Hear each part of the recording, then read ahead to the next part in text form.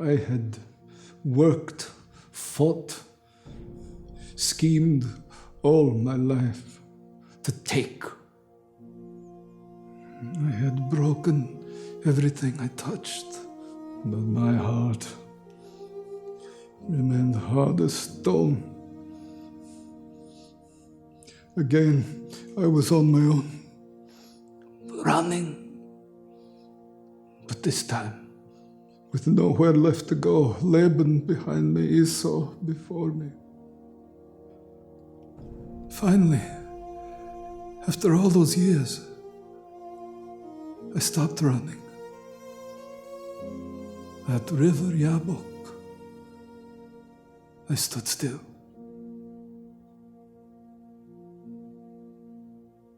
And God came to me in the form of a man. And I wrestled him all night long until he broke me, crippled me. And so I hold to this staff, a constant reminder that I cannot stand on my own, much less run.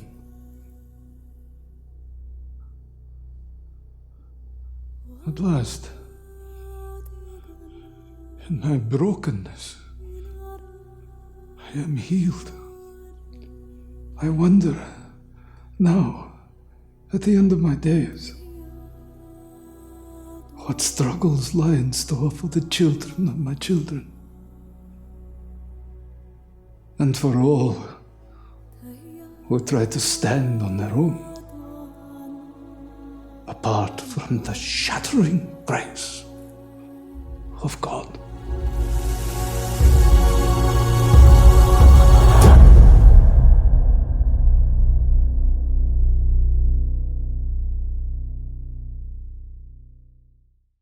It's a little bittersweet for me that we've come to the final chapter in our 4-week journey through Jacob's messy, tangled, grace-filled life.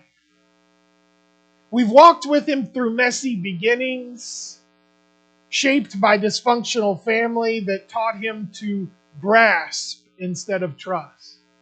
We followed him as he was running from the mess, finding that even as he ran from the consequence of his actions, God was running toward him with mercy and promises. Last week we entered the thicket of messy relationships, rivalries, favoritism, manipulation, and deep wounds within Jacob's home.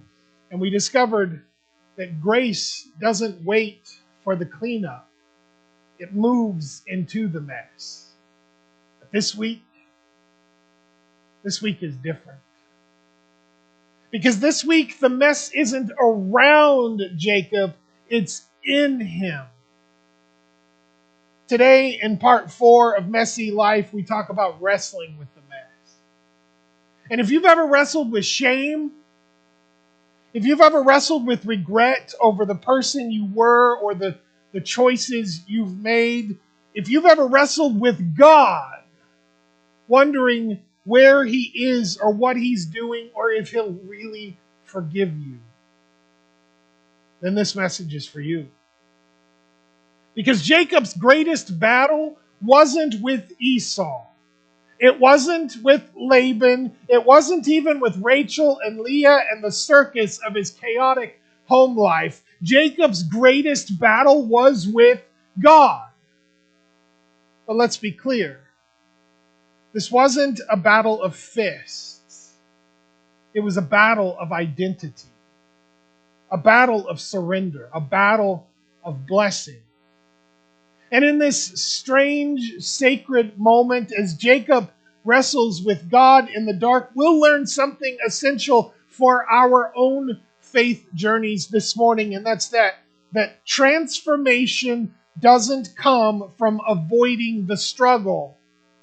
It comes from entering it. Let's go back for a moment and bridge where we left off last week to where we begin today.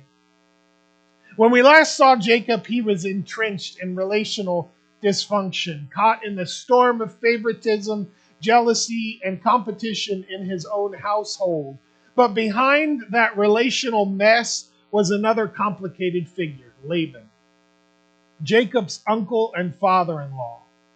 Laban was a master manipulator, the kind of man who smiled while he schemed. He had exploited Jacob from the beginning. First by swapping Leah for Rachel on the wedding night, and then by wringing 20 years of labor from Jacob, squeezing every ounce of productivity for his own gain.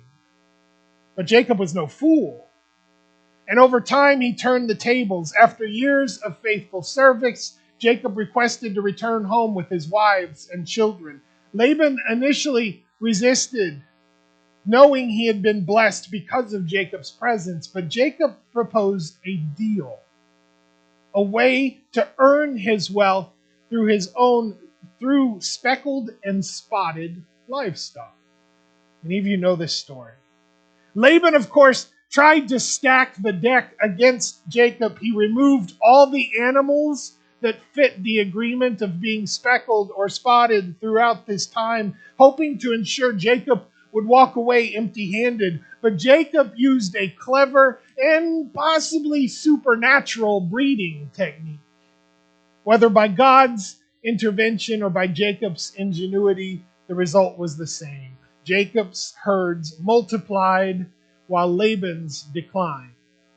The deceiver had out-deceived the deceiver.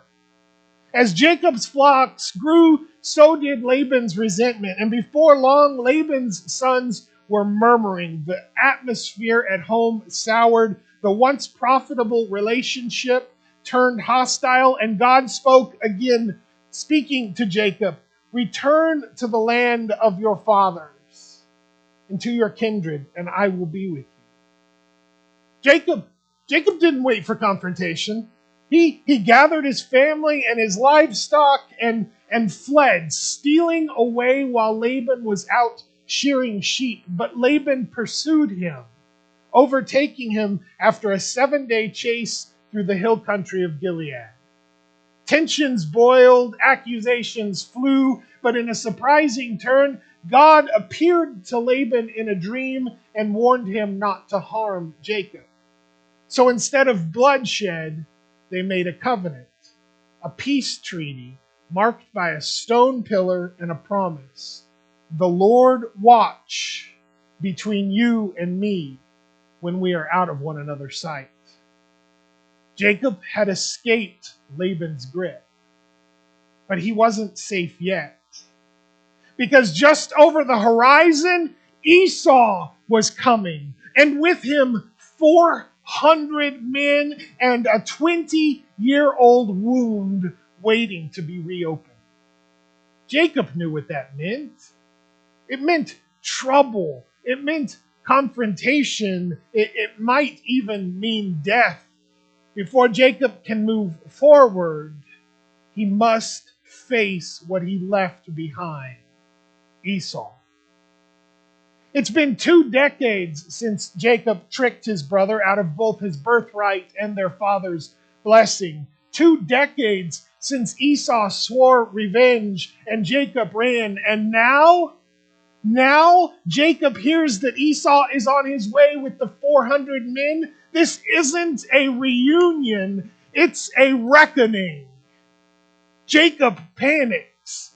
He splits his camp in two, sends waves of gifts ahead of him, but beneath every tactic, every strategy, every desperate attempt to control the outcome, there is fear. And not just fear of what Esau might do, but fear of what Jacob deserves. Because guilt is heavy, and unresolved guilt is heavier still. So what does Jacob do? he finally prays. And it's one of the most vulnerable and honest prayers we see in Genesis.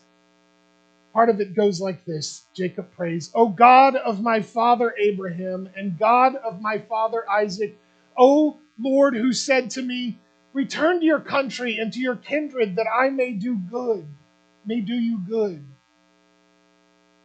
I am not worthy of the least of all the deeds of steadfast love and all the faithfulness that you have shown to your servant. Please deliver me from the hand of my brother, from the hand of Esau, for I fear him.'" Jacob is no longer pretending to be in control. This is the prayer of a man who's done hiding. A man who knows he's broken trust. A man who knows that unless God shows up, he is undone. This is the beginning of transformation. This is his opening to authenticity and vulnerability. And it's in that vulnerability alone at night that God shows up. Verse 24. "So Jacob was left alone, and a man wrestled with him till daybreak." Just like that. The text throws us into the most mysterious scene in Jacob's life. A man, a stranger, a wrestler, no name, no warning, no explanation whatsoever. They wrestle all night long. No words at first, no clarity, only struggle. And isn't that what wrestling with God feels like? Not neat and clean, not filled with tidy answers, but dark, confusing, long. Author Frederick Buechner calls this the, quote, "magnificent defeat of the human soul at the hands of God," because Jacob does not win this fight. In fact, in verse 25 says, "When the man saw that he could not overpower him, he touched the socket of Jacob's hip so that his hip was wrenched." This was a supernatural dislocation, not a wrestling move, not an accident. It was a divine touch, a reminder that this was no ordinary man. Jacob is wounded. He's limping, but he's still holding on. And now he speaks. "I will not let go unless you bless me." This is not about livestock or wives or land anymore. This is about identity. Jacob is desperate not for more wealth, but for transformation. This is the turning point, not in Jacob's night, but in his entire life. He has wrestled, he has limped, and now he's asked a question. The man, whom we now realize is more than a man, says this: "What is your name?" And that may seem like a simple question, but for Jacob, it's a loaded question. Because the last time he was asked that question, 20 years earlier, Jacob had lied about it. His blind father, Isaac, asked, "Who are you, my son?" And Jacob replied, "I am Esau." He pretended to be someone else to get the blessing, but now, here in the darkness, bruised and broken, he finally says, "I am Jacob. I am the deceiver, the heel grabber, the one who manipulates and controls and runs." And that moment of honesty, raw, unfiltered, unvarnished, is what God is waiting for. Because transformation always begins with confession. God doesn't bless the mask. He blesses the man beneath it. And so the reply comes. Not a rebuke, but a renaming. Your name shall no longer be called Jacob, but Israel. For you have striven with God and with men and have prevailed. This is identity redemption.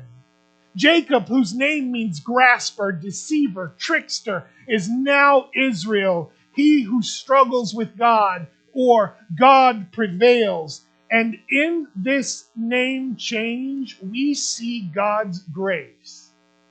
He doesn't erase Jacob's past, he redeems it. Because it wasn't the absence of struggle that made Jacob who he was, it was the struggle itself. It was in the wrestling, not the winning, that Jacob met God. And church, the same is true for us. We don't come to God with perfect track records, polished resumes, or pristine reputations. We come limping. We come with bruises. We come tired from wrestling with our fears, our failures, and our past. But when we stop pretending, when we finally say, "This is who I am," God meets us in that honesty, and He names us not by what we've done, but by who He's calling us to become. Jacob entered that night a deceiver. He left as a patriarch. He walked in carrying the weight of his past. He walked out with a new identity and a limp to remind him of the grace he'd encountered. And isn't that just like our God? Isn't that just like our God? He wounds to heal. He wrestles to bless. And He renames to restore. From Jacob to Israel, from grasping to growing, from running to returning. But make no mistake, this isn't the end of the story. Jacob still limps. He still fears Esau. He still has to face the fallout. But now he does so with a limp and a new name. So after the long night of wrestling, Jacob limps forward into the morning light, and ahead of him stands Esau, the brother he deceived, the brother he hasn't seen in 20 years, the brother who once vowed to kill him. And the tension, you could cut it with a knife. Jacob arranges his wives and children into groups, still trying to manage the risk, still thinking like a strategist. Then limping and low to the ground, he walks out front and bows 7 times before his brother. This isn't just an act of respect. It's an act of repentance. A way of saying, I wronged you, I deceived you, I stole from you. And now, face to face, he offers what might be the most important gesture of all. And this goes for us as well. Humility. Humility. Well, what happens next? Esau, this man we've been trained to fear, this older brother who could have easily sought revenge, he runs to Jacob, embraces him, falls on his neck and weeps. And in that moment, just like that, all the fear, all the anxiety, all the weight of what could happen melts into the grace of what does happen. Jacob doesn't get the justice he expects. He gets the mercy he doesn't deserve. And then Jacob says something remarkable. In Genesis 33:10, he says to Esau, if I have found favor in your sight, then accept my present from my hand. For I have seen your face, which is like seeing the face of God, and you have accepted me. Did you catch that? Seeing your face is like seeing the face of God. Because it is in Esau's forgiveness that Jacob fully sees the grace of God. He saw God in the wrestling, but he saw God again in the reconciling. And church, so will we. When forgiveness flows, when mercy triumphs over bitterness, when two people who once stood miles apart come face to face with grace, that is the face of God. This is the fruit of transformation. Not just a new name, but a restored relationship. Because grace doesn't just change how we see ourselves, it changes how we see each other. So what shall we say then? What shall we say as we prepare to finish this sermon and this series? What 3 points can we take away from the turning point in Jacob's story? For me, the 3 truths I see for us are as follows. Number 1, wrestling with God is not rebellion, it's relationship. Some people think that struggling with God means you're lacking faith. That if you have questions or doubts, you're being disobedient. But church, listen closely. Listen closely. Wrestling with God is not a sign of rebellion. It's a sign of relationship. Jacob wrestled with God all night long, and God did not smite him for it. He blessed him for it. Why? Because Jacob wanted God. He wasn't trying to escape him. He was desperate to cling to him. He said, I will not let go of you unless you bless me. That's not rebellion. That's pursuit. Real questions, real relationships involve real questions. They involve hard conversations. They involve wrestling through fear and pain and identity and truth. So if you're wrestling with God, don't be ashamed. That may be the very proof that your faith is alive and growing. Number 2, confession is the beginning of transformation. Before God blesses Jacob, he asks that simple question, what is your name? God knew his name, but Jacob needed to say it. In the Hebrew tradition, a name was tied to identity, and Jacob means heel grabber, deceiver. For years, he had lived up to that name, and now, alone with God, he finally owns it. He says, I am Jacob. It's a confession, not just of his name, but of everything that name carried. And right then, right after the confession, God says, your name will no longer be Jacob, but Israel. Church, hear this. Transformation begins when we stop hiding who we've been and start surrendering to who God says we can become. Number 3, a limp is not a loss. It's a mark of grace. When the wrestling is over, Jacob doesn't walk away victorious in the usual sense. He walks away limping. He's wounded, marked, changed, but that limp isn't loss. It's a lasting reminder that he encountered God and lived. Sometimes the deepest moments with God leave us with a limp. Scars, wounds, reminders of the struggle. But don't resent them.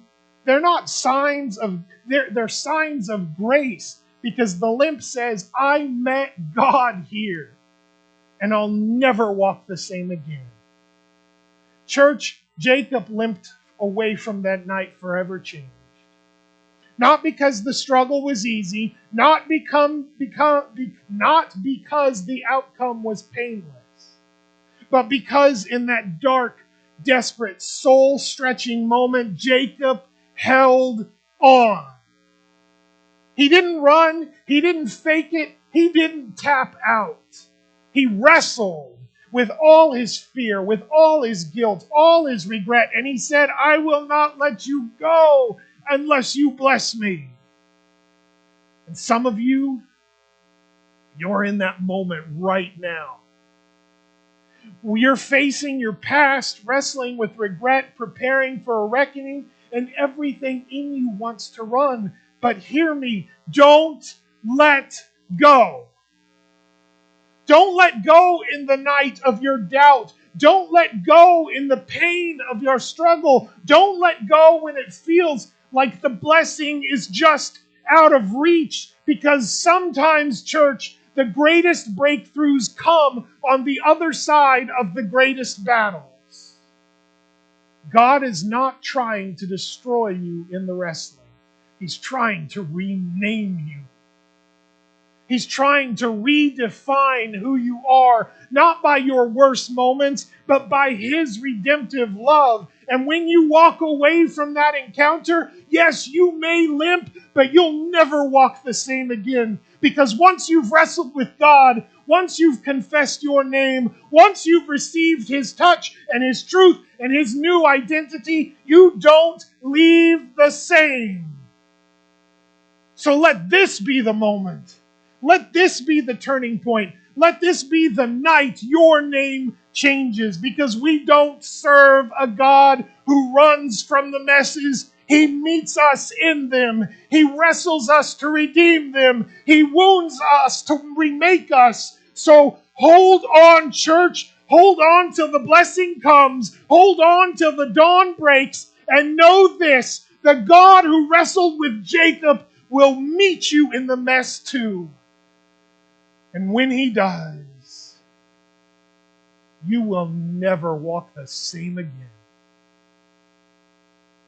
Here are your 3 questions. This series, Messy Life, as I alluded to at the beginning, it's been an emotional one for me. I love Jacob's story and how his story can and has in so many ways become my own. Now I hope you find some affinity in it too. However you feel, though, do not walk away from these past 4 weeks thinking you haven't seen Jesus. God's precious grace that was demonstrated through Jacob's life, that is Jesus Christ. The promise of Jesus flowed all around Jacob. Let that same promise flow in and around your life. Forgive someone. Ask for forgiveness. Love everyone.